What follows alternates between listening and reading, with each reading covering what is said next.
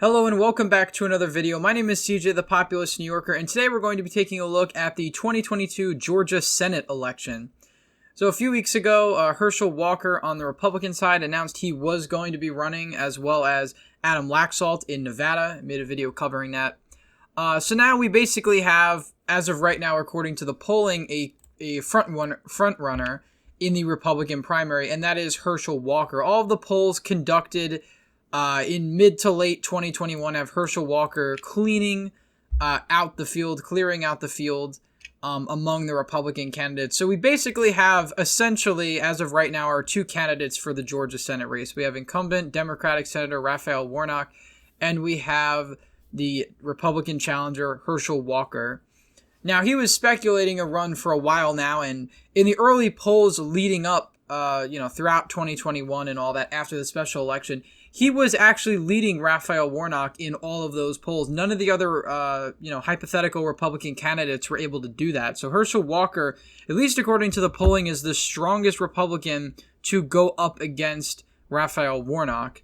Now, if we take a look at the Civics favorability rating of Joe Biden, and we're going to be looking at these a lot more favorability and approval ratings as we get closer to the midterms, because midterms really are a referendum on the incumbent president. And in Georgia, we have Biden minus 14 in approval. Compare that to Election Day when Joe Biden won the state by 11,000 votes. He was underwater by 11 points. So we go from 11 to 14. So he's become more unfavorable among the average voter in Georgia. And even differences that small can really make a difference. Although I think when you're in the 1 or 2 point range when it comes to these, I really don't think it means a whole lot because you have margin of error and stuff like that. You don't know how accurate that exactly is. Biden could have been more or even less popular on Election Day and vice versa when it comes to how he is in Georgia. Interestingly enough, though, with the Taliban capture of Kabul in Afghanistan, Joe Biden didn't really move down a whole lot. He was already, his favorability rating, I guess, shrunk a tiny bit, but it really isn't that much different. So this is basically how voters view the president, whether favorably or not. Approval rating is different, on the other hand. I don't have right in front of me an approval rating of Joe Biden in the state of Georgia. But what I think is interesting in this race is that his unfavorability rating among 18 to 34-year-olds is minus 13, is 13 points more unfavorable than favorable. That is pretty bad when you're trying to drum up Democratic turnout. As we all know, younger voters skew very Democratic. And if they don't turn out for Warnock, he very well could lose this seat. And this is one of the closest, this will be one of the closest Senate races come 2022. And it's going to be here before you know it. We're already almost a year away, or a little bit over a year away from the 2022 midterms. And we started talking about 2022 shortly after the election of 2020, and that was almost a year ago. So time is really flying when it comes to this stuff. And something else I find interesting, among white voters, Biden's favorability is just 19% according to the Civics poll. Latinos, it's just 34%. Among African Americans, it is very high. The favorability is 82 to 12, which is similar to the margin at which Joe Biden won the African American vote in Georgia. So if we take a look at the 2020 presidential election, Donald Trump lost this state by around, I think, 11,800 votes, around there. So that translates to around 0.2%. This was the closest state in the 2020 election. This state took a while to call. I don't remember if this was called after Nevada or before. I think this was one of the last states to be called, and it was pretty surprising when it went to Joe Biden. We all know Georgia was going to be close, and it was the only state I predicted wrong in my 2020 final prediction. If you want to watch that, I'll leave a link down in the description below. But that was the only state I predicted incorrectly, and this was honestly a shock to a lot of people, and we'll find out in 2022 and 2024 if that was a fluke or not. I suspect it's not, though, because of the trends we're seeing in the Atlanta metro area. And that's going to be the biggest hurdle for somebody like Herschel Walker to actually win statewide next year. Something I've noticed, too, I've been seeing articles, and some of them are from CNN, Yahoo, whatever. So take that with what you will. But I've been seeing articles lately that indicate that Herschel Walker doesn't really have a campaign schedule yet. He's not really out doing events. And I would think for somebody who is as high profile as Herschel Walker and in a state that is going to probably end up costing hundreds of millions of dollars on both sides, I would think the campaigning would start pretty soon because, that could mean all the difference. Who started campaigning earlier, who started coming in stronger. So, the fact that Herschel Walker isn't campaigning now really doesn't help him. He really should be taking every opportunity he can to introduce himself to the voters and try to sway them over to his camp. And, Warnock will probably be doing the same thing, trying to tout whatever he's done in the Senate. Now, if we take a look at the 2021 election results in Georgia, Raphael Warnock outperformed Ossoff quite a bit. He got 51% of the vote to Kelly Loeffler's 49%.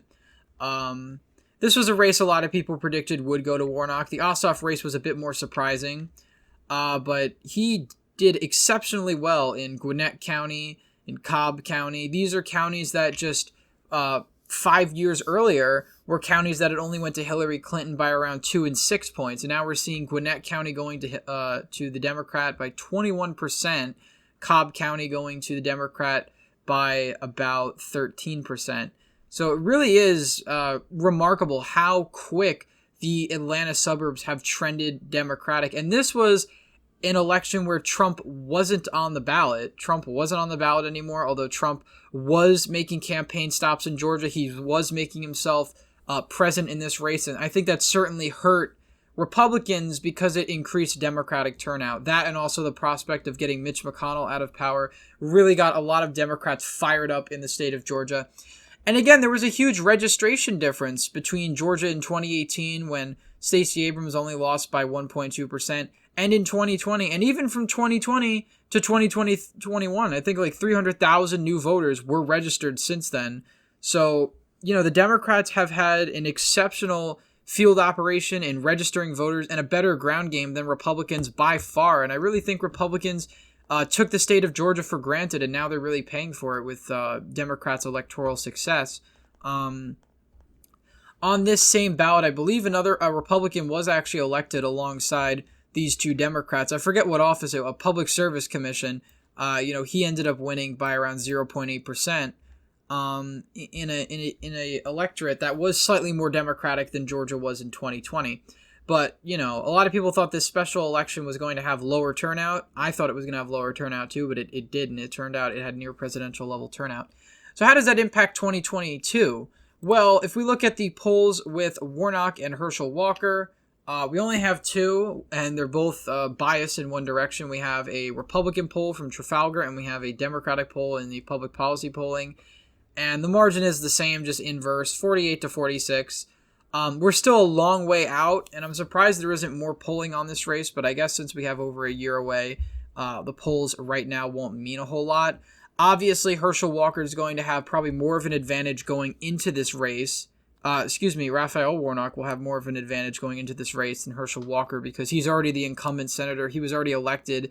His name is well known. Of course, Herschel Walker is very well known too. But I think you're probably going to see the polls narrow up as we get closer to 2022 because of this.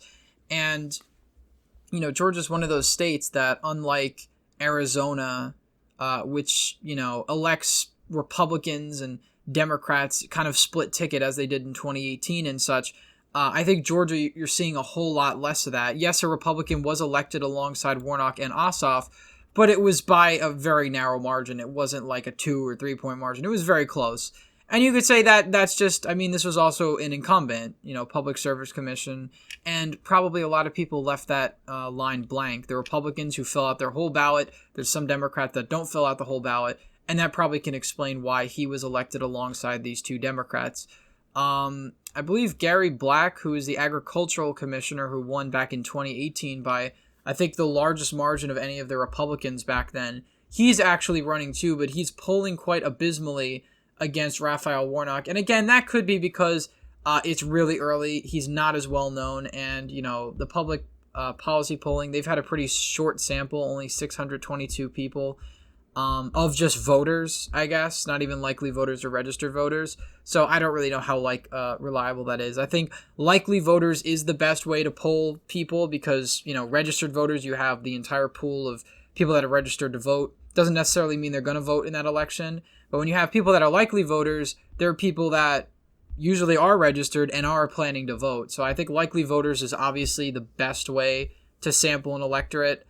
And, Trafalgar did that, and Herschel Walker has the advantage. So what way do I see this race going? Well, as of right now, I really think it is a pure toss-up because Herschel Walker is the strongest candidate that the Republicans could put forward, I think, right now. Warnock, obviously, outperforms other Democrats. He actually is the best performing Democrat in Georgia in decades, considering he won 51% of the vote. Democrats haven't won statewide in Georgia, I believe, since the early 2000s. So you're going back nearly over a decade, over a decade, essentially.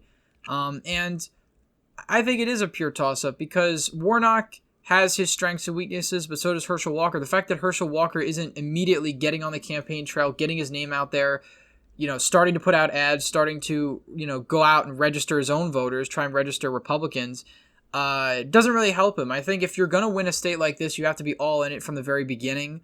Warnock's campaign was very good at that in 2021.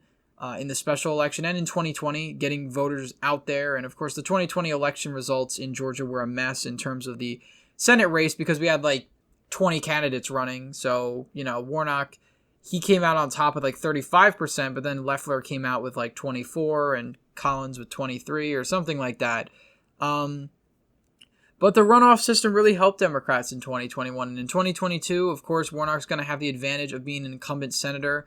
I'm not too sure what his favorabilities are right now. I haven't seen a whole lot of polling on him, but I think they are pretty favorable. Same with Ossoff, just because they're fresh faces and they don't really have a record yet. But as of right now, I think the Georgia Senate election is a toss-up. Of course, it's very early. We have more than a year to go until the midterm, so it's difficult to put a projection on this. But again, if we look at the Senate map, this is the current prediction map I have as of right now. Georgia, if Republicans lose Georgia, they still take back the Senate.